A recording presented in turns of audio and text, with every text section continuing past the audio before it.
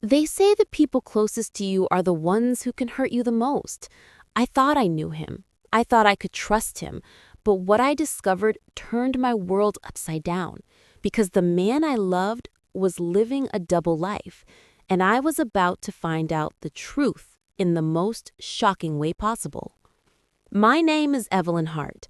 I'm 28 years old and I live in Manchester, UK.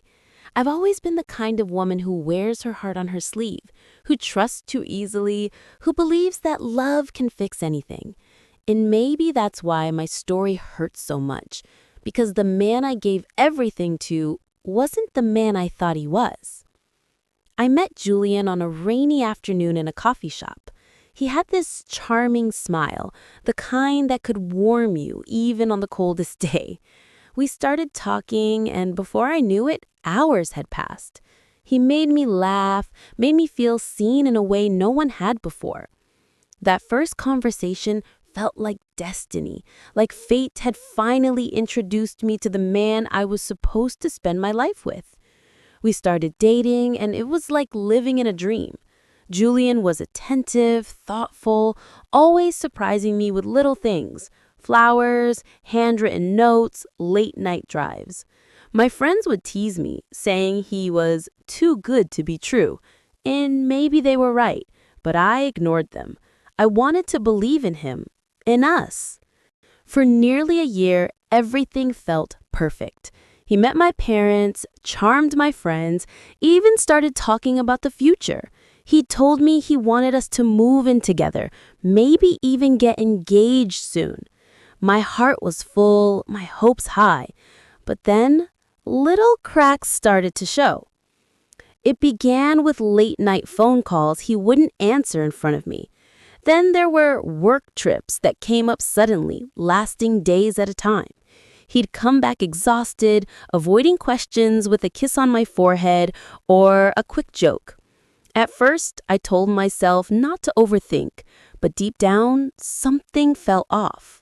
One night, around midnight, his phone buzzed on the nightstand. I was half asleep, but the name flashing on the screen jolted me awake.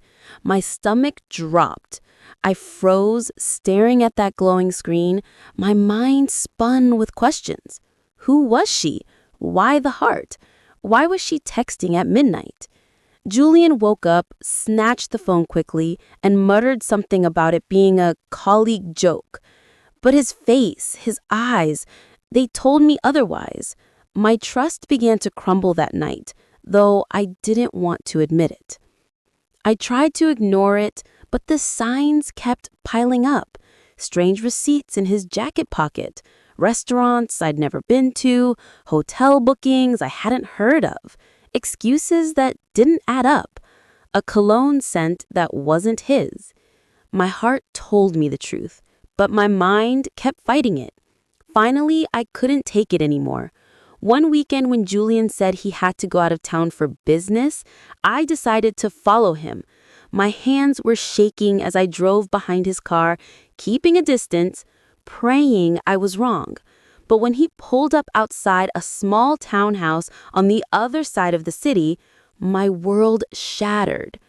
I watched from across the street as a woman opened the door, young, beautiful, smiling like she'd been waiting for him. And then he kissed her. Not a polite peck, not a casual gesture, a kiss full of passion, the kind I thought was only mine. My chest tightened, tears stung my eyes, and for a moment I couldn't breathe. I sat there, frozen, watching him carry bags inside like he belonged there, like this was his home. I wanted to scream, to run across the street and confront them both, but my body wouldn't move. It was like my entire world had collapsed in silence around me. Hours later, when I finally found the strength to drive away, my hands clutched the steering wheel so tight they ached. I replayed every memory, every laugh, every promise he had made. All lies, all carefully crafted by a man living a double life. When he came back that Sunday night, pretending like nothing had happened, I confronted him. My voice trembled, but my eyes burned with fury. "Who is she, Julian?" I demanded. For a moment, he froze. Then, instead of denying it, he sighed and admitted everything. Her name was Leela. He had been seeing her for over a year, the entire time he was with me. She thought he was single, thought he was building a future with her. He had 2 lives, 2 women, 2 worlds he was juggling. My knees went weak and I fell into a chair, unable to comprehend the betrayal. He begged me not to leave him, told me he loved us both, that he was confused, that he never meant to hurt me. But his words were poison. How could love exist in lies? I threw him out that night. My hands trembled, my heart shattered, but I couldn't let him break me anymore. The weeks that followed were brutal. Nights of crying, mornings of anger, days of confusion. My heart ached, but slowly I realized something. Julian had shown me his true self, and it was a gift in disguise.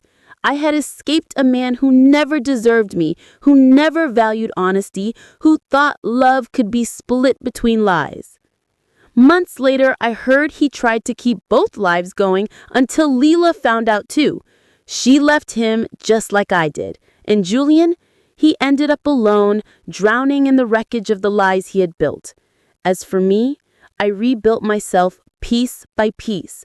I found strength I never knew I had. And if you're listening to this, let me tell you, sometimes betrayal is the push you need to discover your own power. Sometimes losing someone who lived a double life is the only way to find your true one. Because in the end, his double life didn't break me, it revealed me.